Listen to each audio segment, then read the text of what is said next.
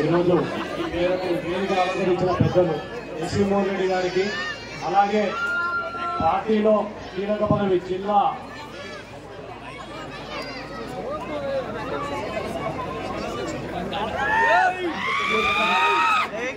చేనేత సంఘం అధ్యక్షుడిగా పదవి అలంకరించిన నీలకంఠం గారికి నా కృతజ్ఞతలు. అలాగే వేదికపై ఉన్న పార్టీ లీడర్స్ అందరికీ నా కృతజ్ఞతలు తెలియజేస్తున్నాను. ఈరోజు ప్రభుత్వం ఇచ్చిన హామీలు ఏమీ నెరవేర్చలేకుండా అన్ని పథకాలను నీరుగారుస్తుంది.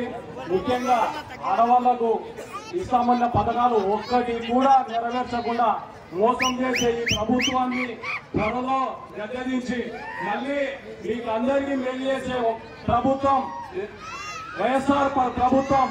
దానికోసం మనం అందరం కష్టపడి మళ్ళీ ఇక్కడ ఎస్వి మోహన్ రెడ్డి గారిని ఎమ్మెల్యేగా గెలిపించుకొని పైన వైఎస్ జగన్మోహన్ రెడ్డి గారిని సీఎం చేసుకుంటే మళ్ళీ మనం కోరుకునే పథకాలు అన్ని అమలు వచ్చేస్తారని చెప్పి మీ అందరికీ తెలియజేసుకుంటున్నాను.